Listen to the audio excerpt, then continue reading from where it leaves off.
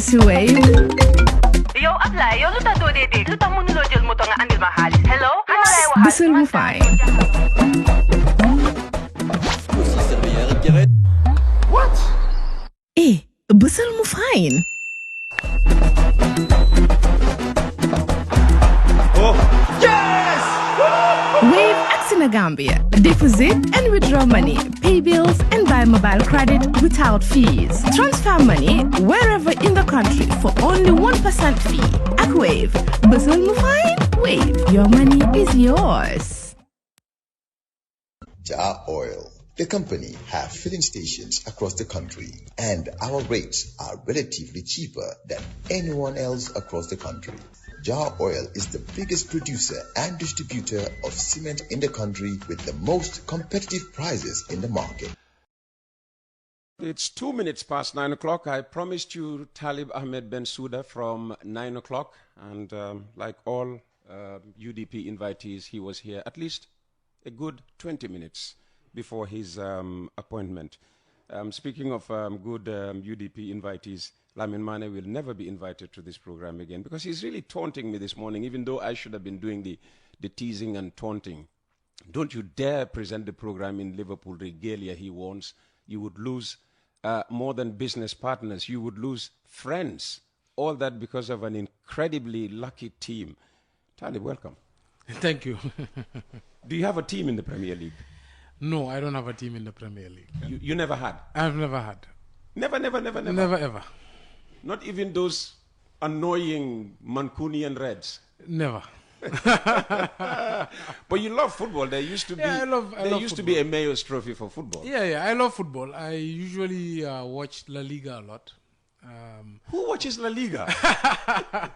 So I'm a Lionel Messi fan. So when he was playing in Barcelona, the thing that attracted me to the La Liga was the Clásicos during the 2012 era, 2011, 2010. Well, we just had one, exactly. a few days ago. Exactly. When Messi moved out of Barcelona, I didn't watch their matches much. I started watching the MLS. But now because I have Messi had moved to the MLS. Exactly. So I don't follow teams. I follow footballers. I follow players. Oh, yeah, there are people like that. Yes.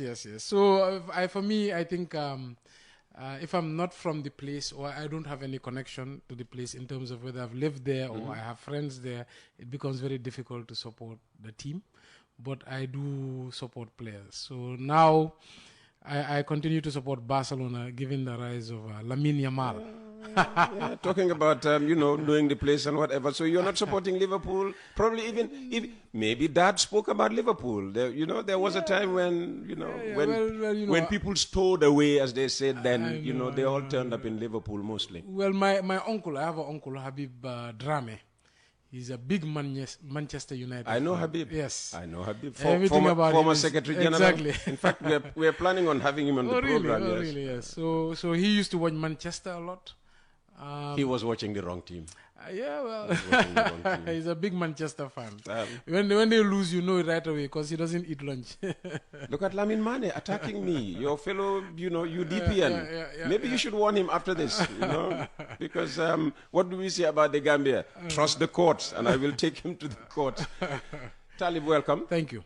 We have a lot to talk about, I hope that listeners also have questions for you. Starting with your development agenda for people like me, residents of Kanifing municipality. Yeah. What have you been able to achieve? What have you just initiated, and where do you find frustration? Yeah, so it's a loaded question. We've achieved a lot. I think where we found KMC and where it is now is a huge difference. Number one, I always say, is the institutional reform. KMC was a well-known political place, political bureau for the then APRC. It was used to propel their politics. Most of the appointees, if not all of them, were part of the party structure of the then APRC. So naturally, governance was not big in KMC. There was no checks and balances, no financial controls. The culture then was not about service delivery. So by far, I think the biggest achievement we have had is institutional reform to restructure, getting the right people in the right places, also change the culture to a service-driven institution. It's not perfect. We have a long way to go. Like you said, there's frustrations along the way. But I think there's a market improvement that is visible to the residents of the municipality. That's why even being an opposition mayor and council, we were able to come back with a large margin. Secondly, our biggest achievement after that is improved waste management. Coming into KMC, there was no waste collection capacity. The council had 2 tractors, second-hand, 1 second-hand truck as well, which was bought as a second-hand truck and almost dead. And now we boast about 32 waste management vehicles, which were all bought brand new. We are right now actually on the cusp of doing a total overhaul of all the vehicles. They've been running now, some for 5 years, some for 1.5 years. So it's time to basically rehabilitate them to maintenance, general maintenance. So we just actually floated a tender, and the vendor won that tender. And basically we're on the cusp of renewing those vehicles so to expand their lifespan. Aside from that, we of course have increased communal dumps. We have structured them by introducing skip bins, and now we are building waste enclosures. So we have now 30 properly structured communal dumps to get rid of illegal street dumping. We have also increased street cleaning. As you can see now, even along the West Coast Highway on Kotu Road, you have street cleaners there, Palmarima Junction. We have on the Kairaba Avenue, Birkama Highway, Bundung Highway now, after there was many complaints. So we are spreading our street cleaning capacity to combat littering. So aside from that, of course, still in waste management, still the biggest problem, we have the Bakote dump site. Now we are going 4 years without major fire. Before, for the past 30 years, it would be on fire every year. Huge fires that would go on for weeks, if not months. It has caused deaths. It has caused many ailments.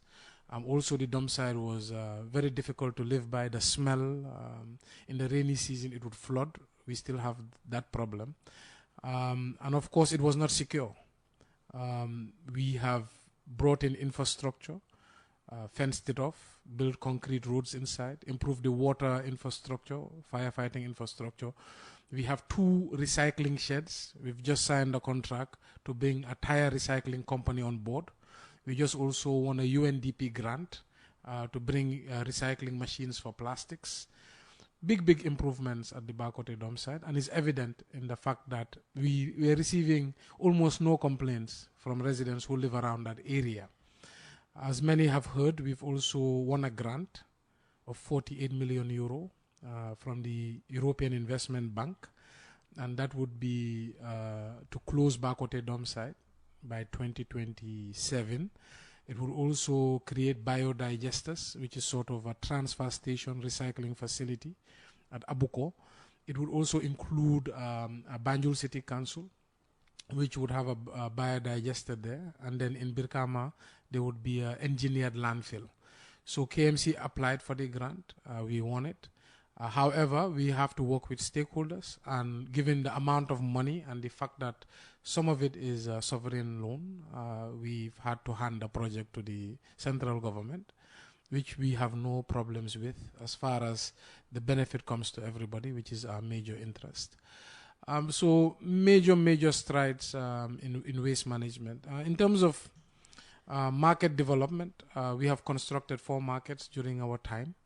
We're on the cusp of adding 2 major markets. The 4 markets we created were small markets or medium-sized markets. But now we are on the cusp of developing 2 major markets to the size of the Serakunda and Latrakunda market. Where would these be? One is called Imbari Padembo. It is in Serakunda. Whereabouts in Serakunda? It's in Serakunda. It's almost behind the main market. There's a big plot there. Which we've just actually, there were stalls which we just demolished, Would that be the late Mahoney's, the remnant of the late Mahoney's compound? No. Or would it be the Janes on the other side?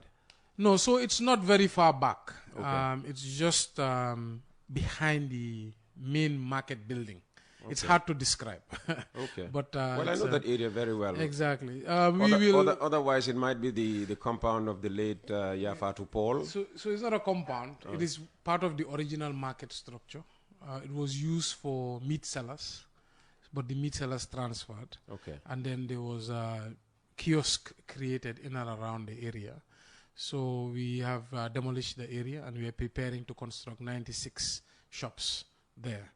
The other market would be the Tipa Garas. We are planning to expand it on the frontage to create a mall type market. We are trying to create a sample of a modern market. Okay. We've come up with these ideas to combat street vending because we know it's increasingly is problematic.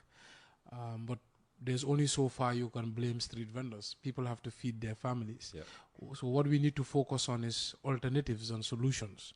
So occasionally you clear them and they come back the very next minute. Yeah, so we don't clear highways. The government does that. Oh, that's the government. Yes, we try to free up the veins inside the markets because it's an emergency issue. It's a safety issue.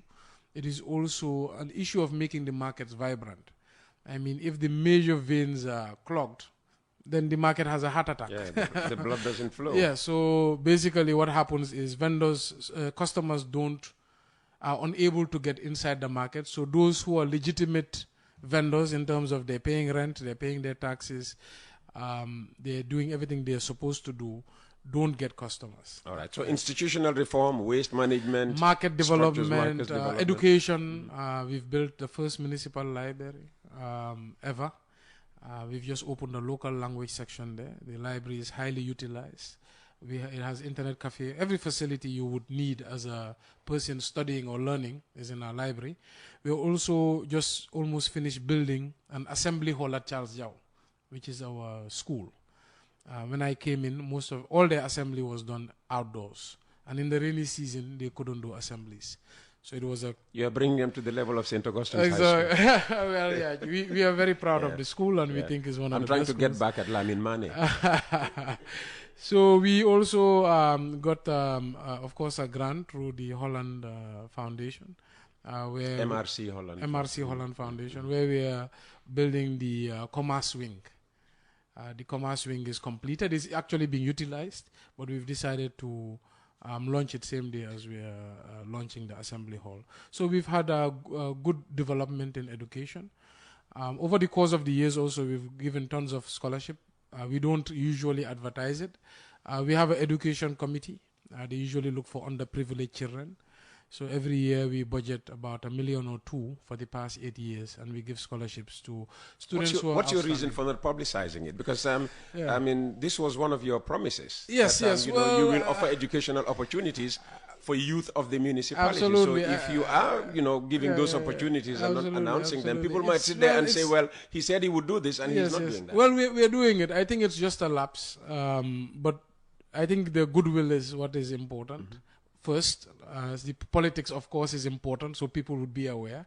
But we've been doing it for the past 7 years. It's actually statutory in our budget. The Education Committee develops a $1 million to $2 million scholarship fund. Same as the youth budget. We help artists. We help poets. We help people who are launching books. So we've spent a lot of money in those aspects. Also, as far as youth are concerned, we've created parks, about 7 of them. One is left to complete it 8. But now we are actually on the cusp of trying to bring back the zones under the supervision of the municipality. We have 5 footballing zones. They are governed by sport committees elected by the football teams. But we see there's a lot of issues in terms of poor infrastructure, trust issues in terms of how they are managed. There doesn't seem to be any reporting line as it was intended. So we are trying to bring them back under the purview and supervision of the municipality. And starting next year, we will subvent them. So we've been having major development in sports. I'm also on the brink of initiating what we call the Mayor's Legacy Program, which will support 70 youth businesses with seed funding to basically build their businesses and employ more youths, part of an ecosystem of sports, arts, and culture. So we'll be launching festivals in adjacent to the youth fund. And of course, lastly, recently, we've done a lot, but these are the major ones. Recently, we have just launched our road network project, which is by far the most ambitious municipal project in the history of this country, where we are planning to build about 15 kilometers of feeder roads, 6 kilometers of drains, and this is 100% funded by taxpayers' money. Of course, you've heard the push and pull with the government, you've heard the noise. We need you to clarify absolutely, you know, that absolutely. issue. So we're pushing ahead, yeah. 15 kilometers in total, but 10 roads, right? I believe it's 11 or 12. 11 or 12. Yeah, so these are roads that connect our communities. These Okay. are feeder roads. We identified them in consultation with the NRA. With our projects, what we want is impact. We want equity. We want fairness. We want everybody to sort of feel municipal projects, because taxpayers' money comes from all parts of the municipality. So we choose roads that connect communities. So a road should not start in a ward and end in a ward. It should connect to another ward, and it should help bypass congestions, right? So OIC is building some roads in the municipality. NRA is building some roads. So our roads are supposed to complement the network within KMC. Okay, they are meant to do that, but then work should have started some time ago. We still are yet to hear that ground has been broken, you know, for the Well, ground has been broken. The drains are currently being built at Bakau. Okay. Because the 6 kilometers of drains is exclusively for the Bakau community. Because there are colonial drains there, and a lot of people are connecting sewage into those drains. If you visit the area, you know what I mean. It's a health issue. Yeah. There's been cholera outbreaks. So we've prioritized the rebuilding and reconstruction of the Bakau drains. So I think 2 weeks ago, ground has been broken. They have started along the K Point area and heading inside Bakau. Okay.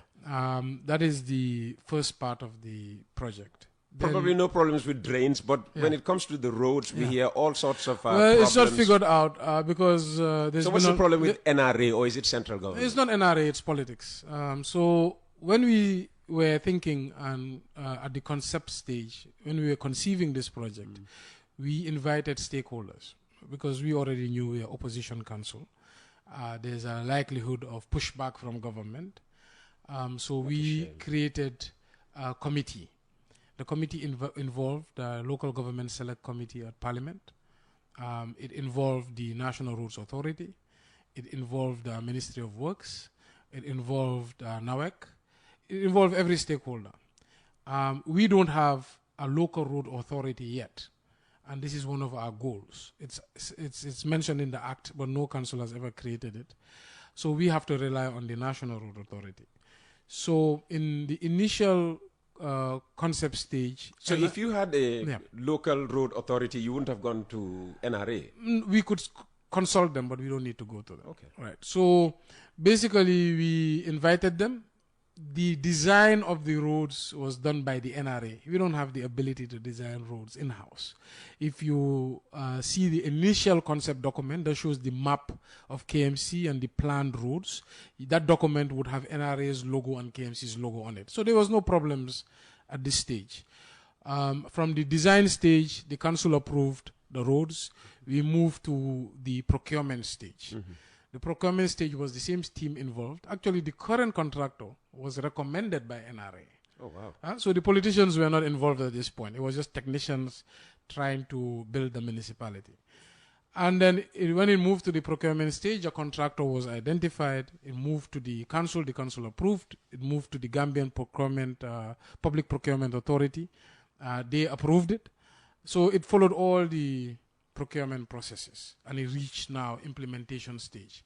The problem started when we launched it.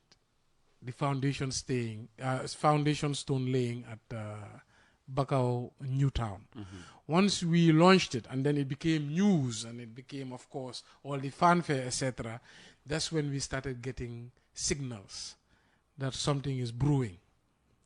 So what started happening is an MOU that was already signed with NRA, they basically called our director of planning and said, there's something wrong with the MOU. And she said, what is wrong with the MOU? They said, well, the director did not authorize the signing of the MOU. The deputy director signed it, and he didn't have authority to sign it. That was funny, right? So Director meaning the Director General of the NRA. NRA claimed that he did not sign it. It Now, was his deputy. who signed? Because we now we know that there's a new Director General taking over from Senghor. This was not during Senghor's time. Okay. All of this happened during Sanyang's time. This current one. Yes, this current one. Okay. So the deputy director is Suleiman Samure or Sumare. He signed on behalf of the NRA. Yeah. So it's just like mayor saying, oh, I am not involved, deputy mayor signed, therefore this is not valid, which is, of course, nonsense. So basically, from there, they called our team and said, look, we have to review the MOU. We actually don't approve the road designs. And they said, why don't you approve it? They said, well, first of all, the roads need to be widened because people need to be able to park on the roads. Secondly, there should be an allocation of budget for the movement of services, which is the NAWEX, the GAMTEL, etc., relocation of services. Thirdly, the roads need lights. Fourthly, if I remember correctly, the roads should involve the demolition of homes. So there should be an element of compensation. So basically, this is an administrative tactic to block the project. They know that with all these things, the project will run into the billions.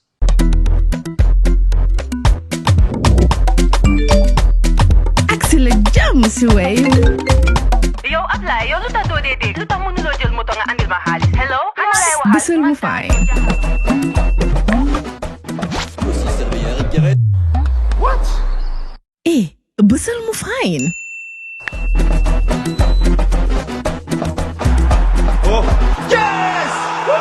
Wave Axina Gambia. Deposit and withdraw money, pay bills and buy mobile credit without fees. Transfer money wherever in the country for only 1% fee. Ak Wave. Bisul mu fine? Wave. Your money is yours. Jar Oil, the company, have filling stations across the country, and our rates are relatively cheaper than anyone else across the country. Jar Oil is the biggest producer and distributor of cement in the country with the most competitive prices in the market. But in the meantime, you were being criticized for it. I interviewed Dr. Demba Sabali, Right. and I mentioned this road project, Right. and he said we will never see a single road. Yeah, so just imagine. I think you should be ashamed for saying that. A Gambian of any capacity, of any position, should never be happy to even come and say that. Is there anything you can do? Is there anything the country There's can no do way to they can force? So there's no way they force can the commencement of we work have on checked. the road. We have checked with our legal team.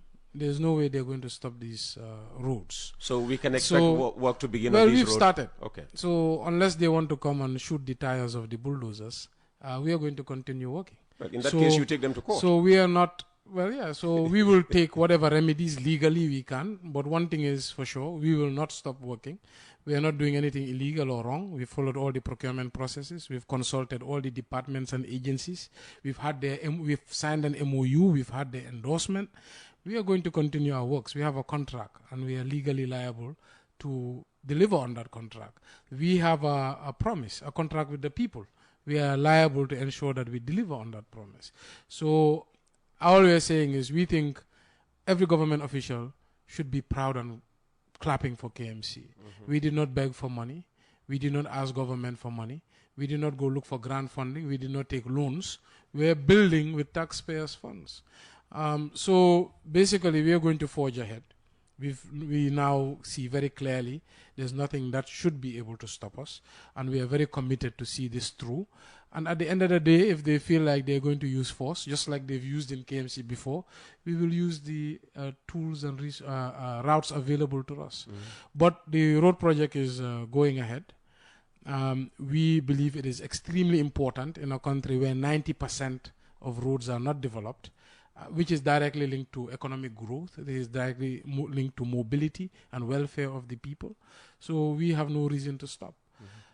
So basically, that's the latest project we are pushing ahead on. Yeah. Good luck. I have a vested interest in, the road network in Absolutely. the Kanifing We all do. municipality. We Yeah, all do, because yeah. that's where I live. Absolutely. Just going back to institutional reform, at some point it was very nasty and very public when you were embroiled in, a push and pull with the CEO you inherited. Right. Did you inherit her, or was she?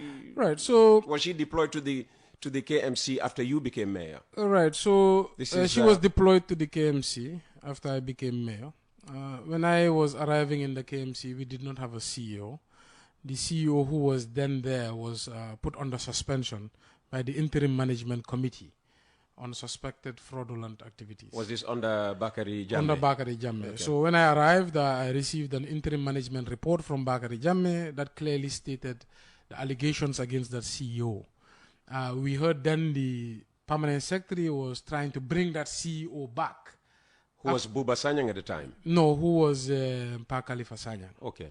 Right. So He was permanent secretary? No, Buba Sanyang was permanent Yeah. secretary.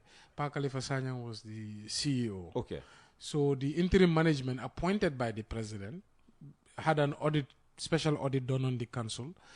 They came up with an investigation. They suspended the then CEO on allegations of fraud and malpractice and abuse of power, etc. And then basically when we came into office, there was no CEO. There was an acting CEO. And then, of course, after the interim left, we got signals from the ministry that they were trying to bring back Pa Khalifa. Buba Sanyang was trying to bring back Pa Khalifa. We immediately sat as a council and said, look, I didn't know Pa Khalifa. I've never worked with him, but the interim management report, the findings were damning. I mean, if they've gone as far as recommending his suspension and recommendation for dismissal, then I don't think we want that CEO to return to council. So we sat, we deliberated, we passed a council resolution stating that we will not accept that particular CEO to return to the council. I think that was a move that the ministry then and Buba was very unhappy about. Then, of course, we had an acting CEO, Salam Anjay, who acted for about 4, 5, 6 months and resigned on her own accord. She left the council, and then we had another acting CEO. Did she say why she was resigning? She did not state. She stated Probably personal. unhappy with your leadership, perhaps? Well, I don't know. That's up to her. She did not communicate that. What she communicated was she was a personal reason. And you never had any personal push and pull over any issue? No, I've never had any issue personally with her. She may have been disgruntled, but I don't know. The second acting CEO, Jaja Cham, he worked with us for... It's like a long line of, acting. Yeah, acting. So these are one of the issues we face as councils. These are issues that impede on our ability to deliver services. We cannot hire our own people. We cannot fire our own people. And therefore, imagine West Coast Radio, you couldn't hire your team or fire your team. It would be dysfunctional. But are you allowed any participation in the decision-making process? So, before a Peter Gomez is sent over to KMC as Talib CEO? So the rule is when you hire a CEO, the local government acts as it should be in consultation with the mayor. However, it doesn't say the approval of the mayor. Right? Yeah, so in consultation is good enough. Yeah, so it says, well, it's not good enough. Well, right. you could say... So I am the mayor. That is to seek your opinion. We are about to bring you Tombong Seidi, and you say, well, my objection about Tombong is this or that. Imagine the president had to seek the opinion of people. Sorry, imagine somebody sought the opinion of the president before they appointed his cabinet, whether he liked the cabinet minister or not, or whether he wanted them or not. That basically makes the president a lame duck. That removes his executive power. Elections are held by universal adult suffrage to empower government, to empower people to govern. Right? So if I have to get votes of the people, their consent to govern, I must be allowed to govern. And being allowed to govern is bringing a team of competent people that I will manage, monitor, promote when they do good, discipline when they do bad, and can fire when they do wrong. So basically the way it is set up for us to fail. right? wow. It is the way local government is set up in the Gambia. And, this is since the Jammeh era. During the Jawara era, it was not like that. Mayors used to hire their CEOs.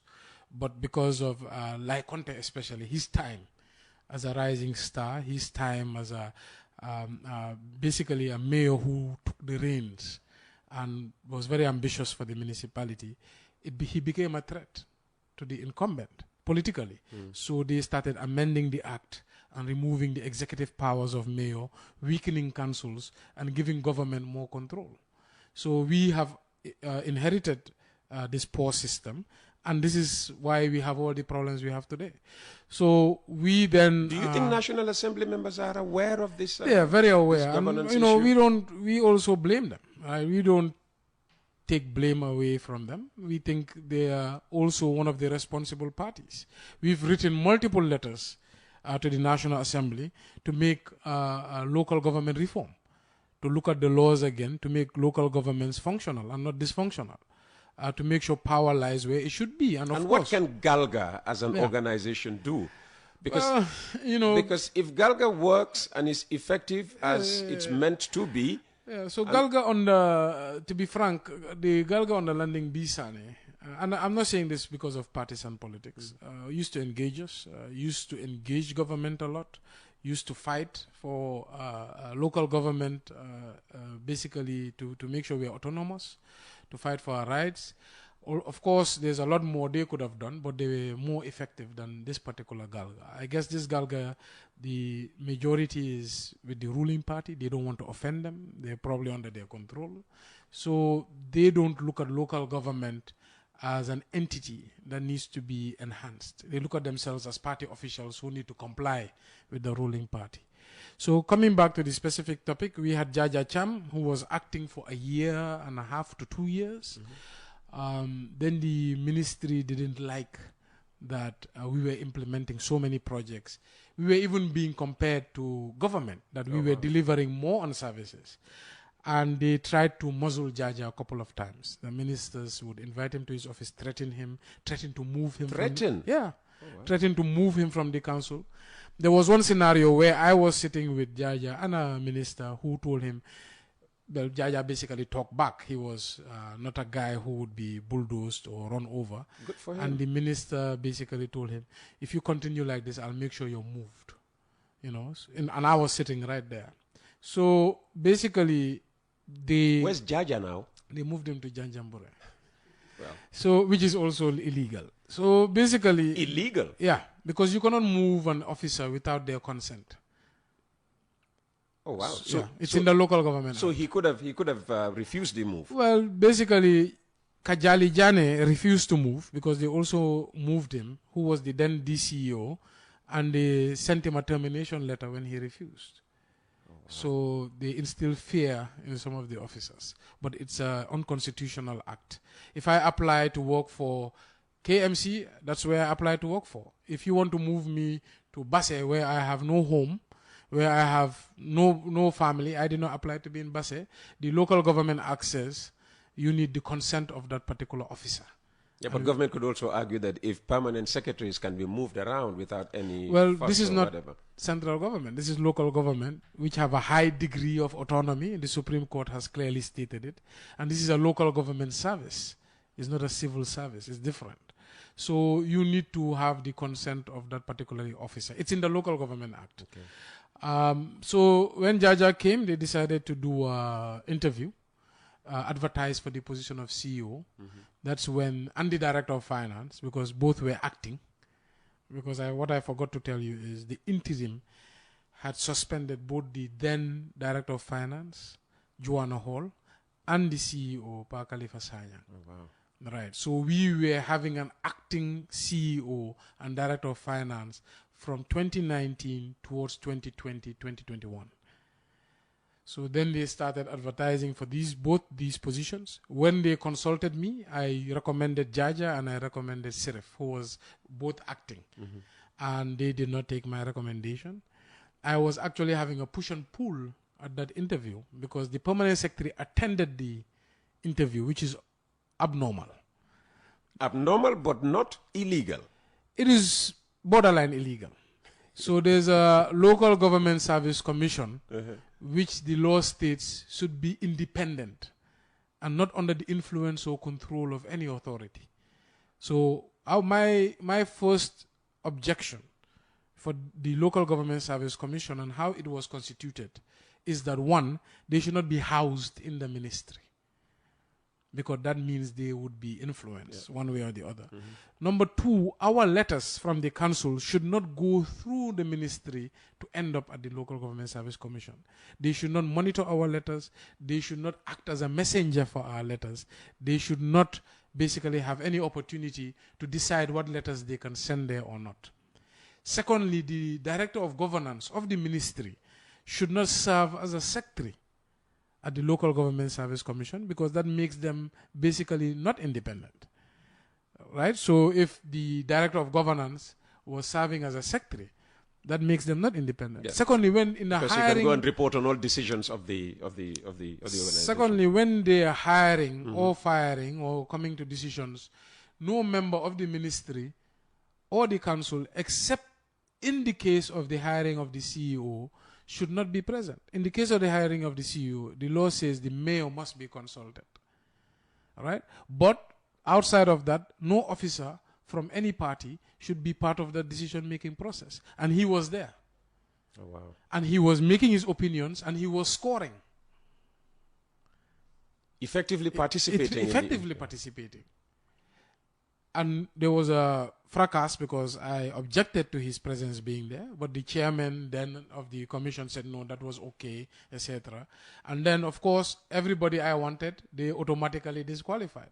And that's how they handpicked, or I guess graded Seinabu to come on board, who became the CEO we had an issue with, and Dr. Aliu Keta to come on board. So basically, these were people, I guess, they believe were loyalists to them. So you see the problem. But at the beginning, she seemed to play along, because she was. Well, they all play along. She was saying nice things about you, Well, they have and to, we thought they were working hand in glove. Huh? You know, so I think we had a cordial relationship.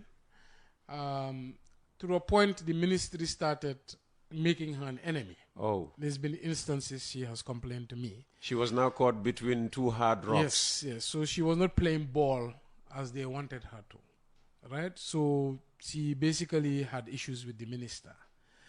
And she told me never to send her to the ministry again at some point.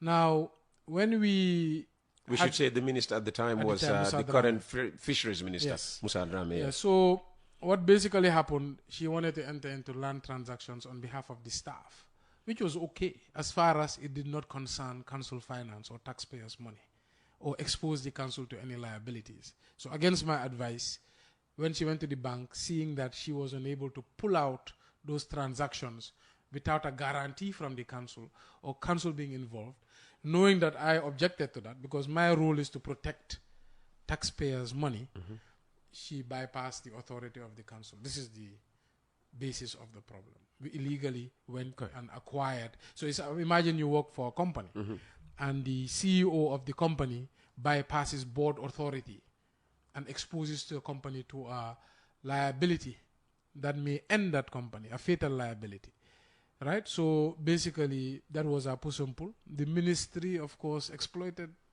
that situation and saw that there was a wedge to now have an agent who they could turn against the council. So basically, we said, well, the Local Government Act says every CEO is under direction and control of the council. It's stated clearly in the act. So if we tell you, stay home, and direct you to stay home as a body, you should stay home.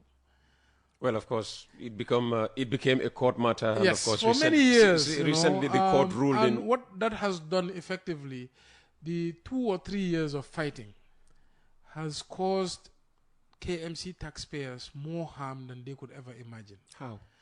In those 2 years, imagine if you were a staff working at KMC. Number one, you're confused about who's your authority. Are you answerable to the council or are you answerable to the ministry? Secondly, if you were a staff who wanted to perform, you would slow down because you wouldn't be a target of the ministry. Did you experience a slowdown? We experienced a slowdown in all productivity at every level of the council. Oh, wow. We experienced confusion. every staff that had a grievance used that opportunity to see how they could partner with the ministry and fight council and cripple council. You know, every staff who wanted us to perform. It's amazing you could still afford a smile. Yeah. You know, I mean, well, all that I take it in my stride. You know, I always say it's a public office. It's not my home. So there's nothing personal about it. It's a fight. It's a game, I guess, to them. But it's a dangerous game. They're playing with people's lives. They're playing with taxpayers' money. They're playing with the progress of our country. You know, so what has essentially happened is they have caused a lot of psychological harm to the council. Productivity has gone down. Basically, enemies of the council was disgruntled staff used that window as an opportunity to fight the council. There was a confusion about who is an authority. Imagine you were in your house, and then as the man of the house, your children don't know if you're in charge of them or not. Imagine how dysfunctional that household would be. So basically, you can't fire, you can't hire, you can't discipline. There's chaos. So now that the courts have come out clearly on the side of the KMC, how has that changed things? Well, that has started to change things, right? So basically, the court, which has come 2-3 years after, right? Now everybody is clear on who's the authority.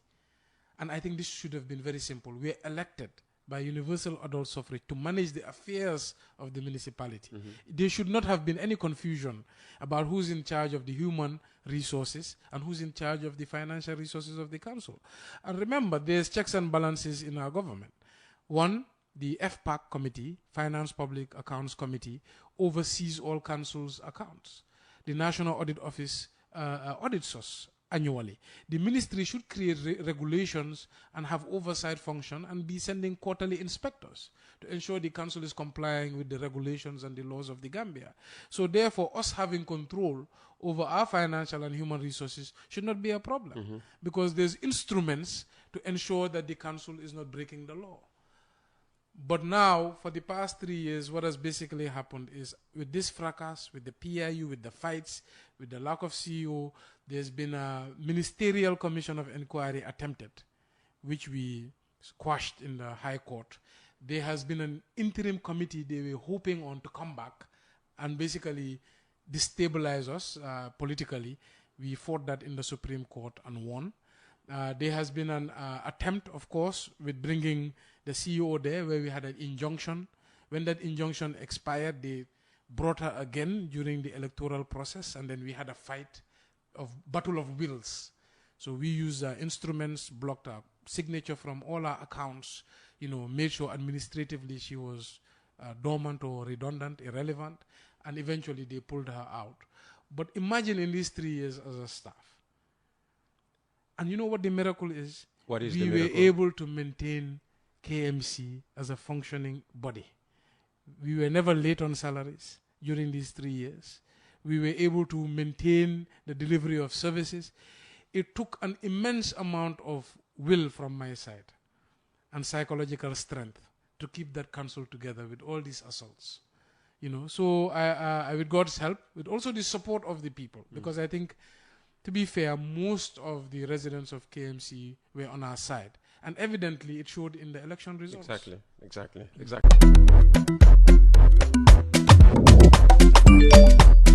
Excellent jam, Mr. Wade. Yo, apply. Yo, luta do dede. Luta munulo jël moto nga andil ma xaalis. Hello? Ano lay waxal? Bisul mu fine. What? Bisul mu fine. Oh, yes!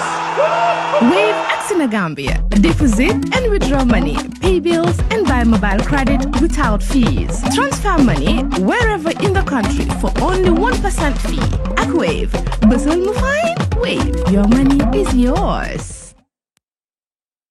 Jar Oil, the company, have filling stations across the country, and our rates are relatively cheaper than anyone else across the country.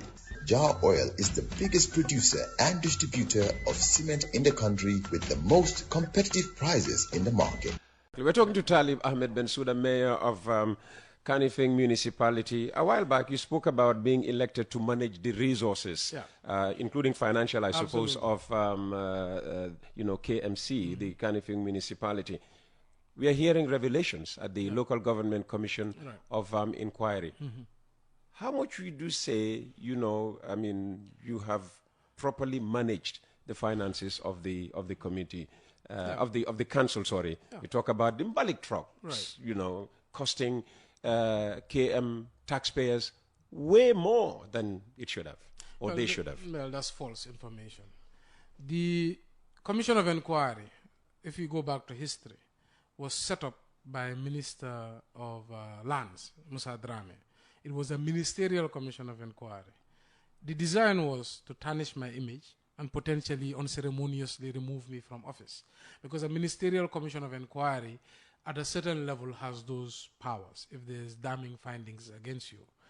Now, when that was quashed and made redundant at the High Court. You went to court immediately? We went to court immediately, and that was quashed. Then they were holding out on the interim management as a way to dismantle me politically and to make me not win. When that failed, then they tried the attempt to usurp our powers using a CEO. When that failed, now they went to a presidential commission of inquiry. Now, the presidential commission of inquiry does not have the specific tools the ministerial commission of inquiry has, but it has an agenda to tarnish the image of myself. That is the main... How do you mean? So it can only inflict reputational damage? It can inflict reputational damage. It cannot take you out of office? It cannot take me out of office. Right? So it can inflict reputational damage. There would be an attempt to block my future political career because a lot of them perceive me as a future political threat for higher office. So... Don't you consider yourself one? I consider myself one. Okay. Yes. So let's move on. To be honest, I'm a politician. Yeah. I'm doing what I'm supposed to do. And you've said I'm putting my sweat, blood, and tears. This second term is your last. It's my final term. Mayor, so but you're not bowing out of politics. I'm not bowing out. We'll get to that later on. Let's just get. So basically, this was the agenda. Now, coming back to the specific revelations, like you said, at the Commission of Inquiry. Number one. When we brought the Mbale trucks, there was an investigation that many people didn't know about. Special investigation conducted by the State House. Really? Yes. Why did you not make this public? Well, I've spoke about it in one or two interviews. These Mbale trucks, from the time it landed in this country, it became maybe a psychological issue for the president and his cronies. One, it's never been seen before. Because remember, this is even before the GTSC buses came, etc. A fleet of 20 plus trucks, massive trucks, brand new, driving into town. Every truck is marked with the logo of the council and the specific ward it should serve. And the painful thing, I guess, for them is they had nothing to do with it. Government did not put one penny. They felt sidelined. They felt sidelined and maybe in their minds belittled. But that's their fault. That's not my fault. I came into office with no waste management capacity. I went to a rally where when we were together with the president, Meet the People tour, I begged him. I said, Mr. President, we are facing a lot of problems with waste management. We have now almost 100 illegal dump sites around the municipality. Our markets are full of waste every day. The households are full of waste every day. KMC is an unforgiving municipality. It's highly congested. Densely, the most densely populated region. Waste accumulates very quickly. And if you add that in addition to the habits of the people in the municipality, they don't see littering as an issue or throwing waste in unfinished houses or into the riverine area. So I said, can you help us with the Jamme tractors? And then we could use that to sort of remedy the problem temporarily until we find a permanent solution. He basically laughed at me at the rally and said, you know, Mayor, when you go for politics, you make big promises. And when you get into office, you see it will be difficult to maintain those promises. Oh. That was his response. Really? Yes. From there, I went to... Was he speaking out of experience? That he made perhaps big promises that he wasn't being able to deliver on? I think from the beginning of my political career, President Barrow was never comfortable with me. You know, I think maybe the potency of my first election, the crowds at the nomination, He must be a smart guy then to have to have spotted that in you that early on. We Maybe the president is smarter than some of us would admit. I guess politicians recognize each other and their potential of each other. So he was never comfortable, I don't think. And in that specific meeting, one observation I had, all the T-shirts in his Meet the People meeting were my T-shirts because my campaign had just concluded. So people were turning up to a Barrow meeting because he was part of the wearing UDP. Talib Ahmed Bensouda's T-shirt, UDP, not so Barrow. his response was not friendly. I didn't like it. It wasn't positive. I'm still young. Well, I was a very young politician, 29.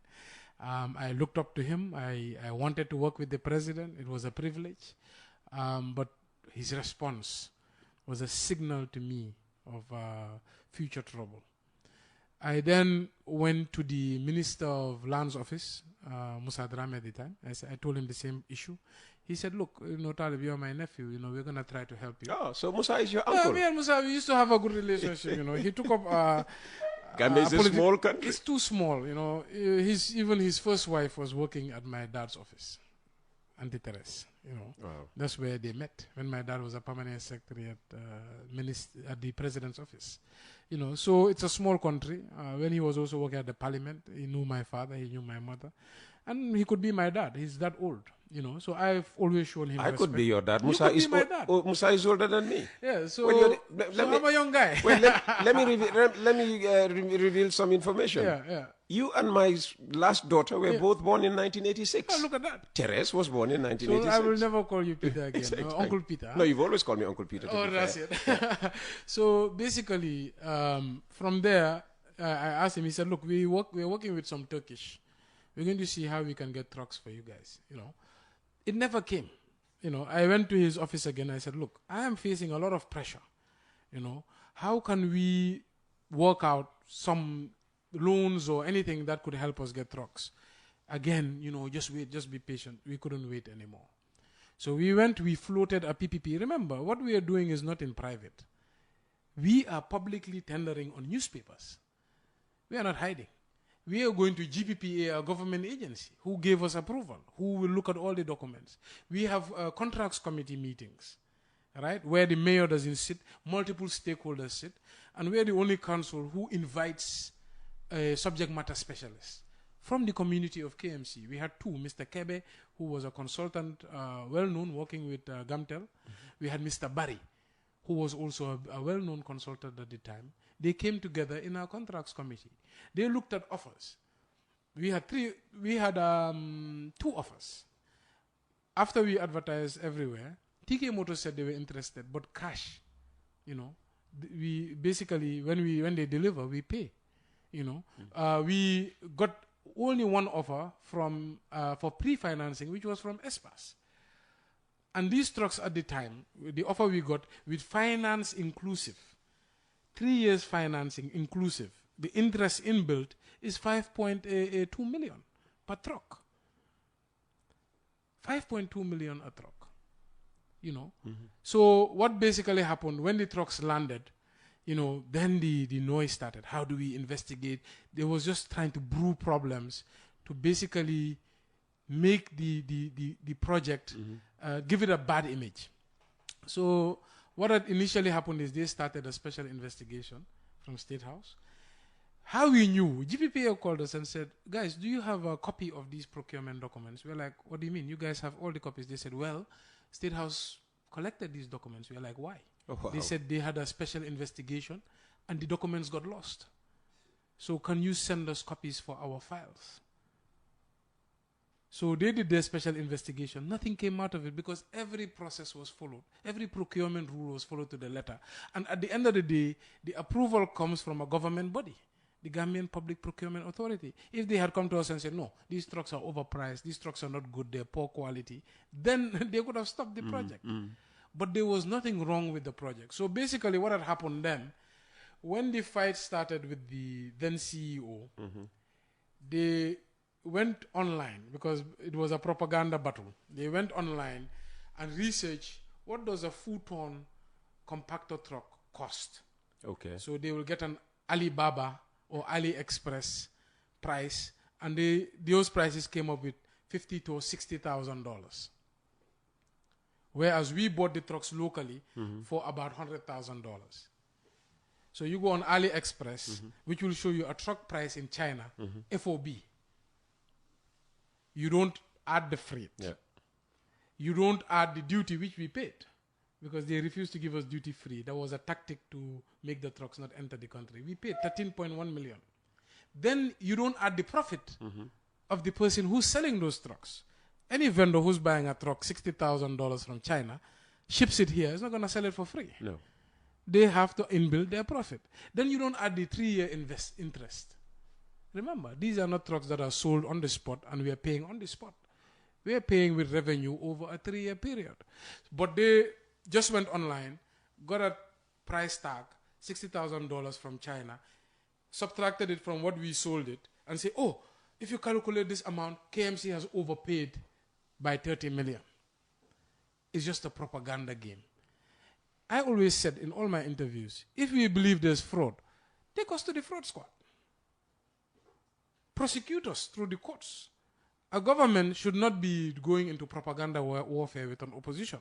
A government, if they detect fraud or have a high suspicion of fraud, they are tools that the government can use to ensure there's no fraud. Do you think they are winning in this quote-unquote propaganda warfare? Yeah. Since these revelations were made at the local government commission of inquiry, have you been, approached by friends to say, Talib, how would you allow such a thing to happen? So I think majority of the people watching this already know what's going on. Even people that are not on our side. So I think when it comes to politics, you have supporters, you have naysayers. Supporters support. It's passion. Naysayers will always go against. And how many of those naysayers have, Well, they were on the media especially. Remember, some of these accusations were happening during my re-election. This is when these accusations were happening, during the campaign period. And they were trying to sell it to the voters. It's all politics. But the voters didn't buy. I won by double my votes in 2018. I captured more council seats than in 2018.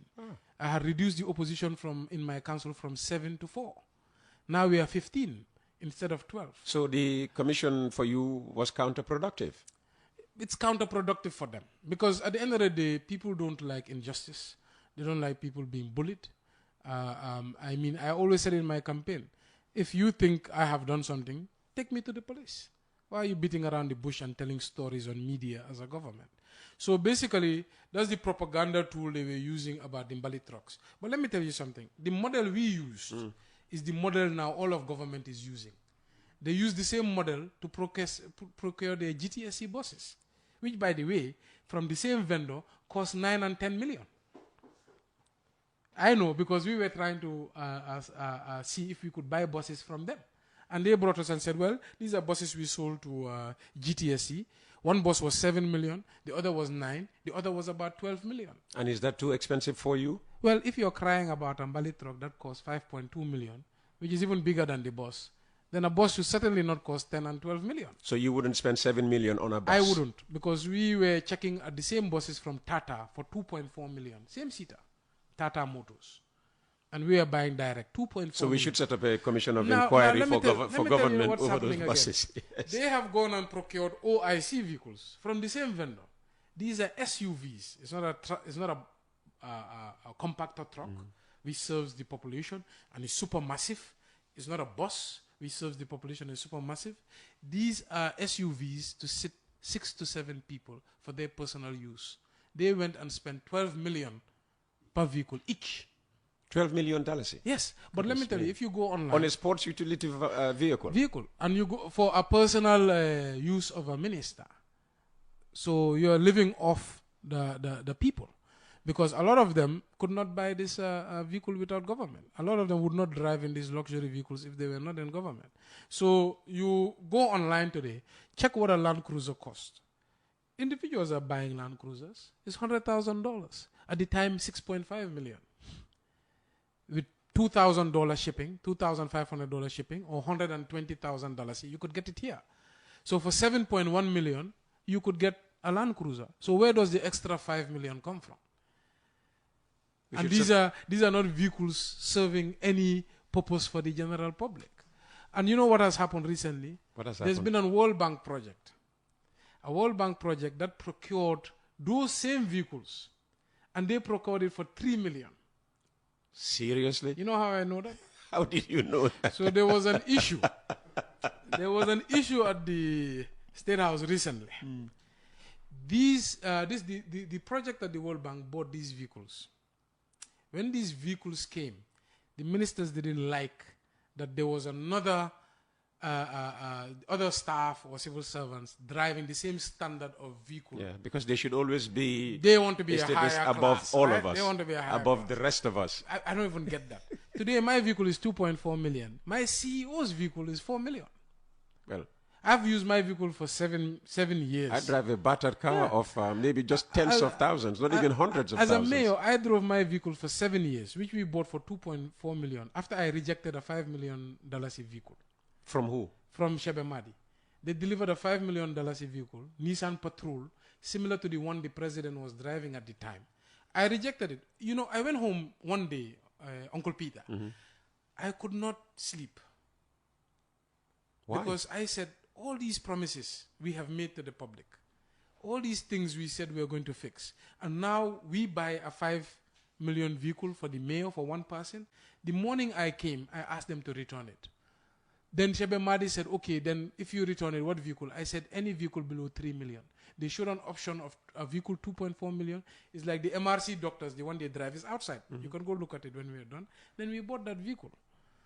I have driven that vehicle for 7 years. Yeah, when I was re-elected, they gave me an option to buy a new vehicle. I said, no, I don't need a new vehicle. Buy for the deputy mayor or the CEO. The CEO's vehicle was just bought and it just arrived, 4 million. I said, I will use my vehicle till my time is up. So why would you like to live in luxury as a public official? We should ask that question to the National Assembly members Yeah. who want a brand new vehicle every 5 years. Yeah. So now when you look at the problem I'm talking to you about, when they now push these guys and said, you know, we don't want you guys to drive these vehicles. We want all these vehicles to report to the State House immediately. 20 vehicles were all sent to the State House. Can you imagine? Drivers drove these vehicles to the State House. They inspected it. Well, you know what happened? When they reviewed the invoices, they said to themselves, let's not make noise. Because when people realize the difference between the prices, it might be bad. Let's just allow them to go back with their vehicles. This is how I learned about this story. So the vehicles they are now using at 12 million could have been purchased at 3 million. It's a shame. So now they want to talk about KMC trucks that are serving the population.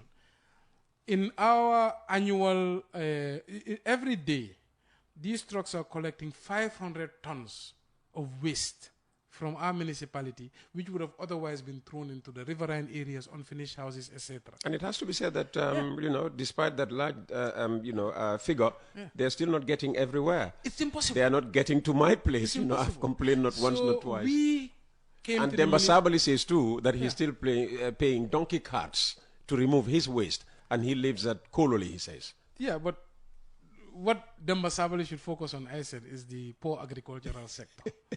And He the says, suffering in that agricultural you sector. should deliver on your waste management promises. Well, he should work on his agricultural sector because farmers are struggling. We came in here and found waste collection at 4%. We have moved it to 70%. It's not perfect, but it is way better than anywhere in this country at any point in the history of modern Gambia. Absolutely. It's never happened before, unprecedented. So if he's paying donkey carts, I asked him to walk over to his nearest office of the councillor and ask him to help him with the services. We have opened 19 ward offices for that point only, so that residents can go to their councillors when they have complaints. We have introduced a toll-free number, 1244, where you can call and complain if you feel that waste management is not happening. But do we have a toll-free number for disgruntled farmers to call? I'm not sure. It's 3 minutes past, and I don't know how much time you have. And we are still, you know, on Absolutely. KMC. We haven't I'm even at your started disposal. talking about. Okay, all right, Talib. So we will extend the sure. conversation. We're talking to Talib Ahmed Bensouda. If you're just tuning in, especially on YouTube, he's here today. He should have been wearing red to, you know, join me in celebrating Liverpool. I'll soon throw you out of the studio. As far as you're not an Arsenal fan.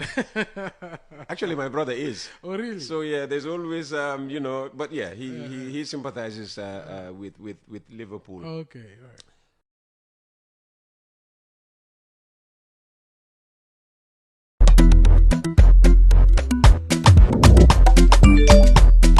Excellent jam si Wave. Yow Ablaye, yow lu tax doo dee dégg lu tax mënuloo jël moto nga andil ma xaalis. Hello? Kan ma lay waxal? Bisul mu fine. What? Bisul mu fine. Oh, yes! Wave Gambia. Deposit and withdraw money, pay bills and buy mobile credit without fees. Transfer money wherever in the country for only 1% fee.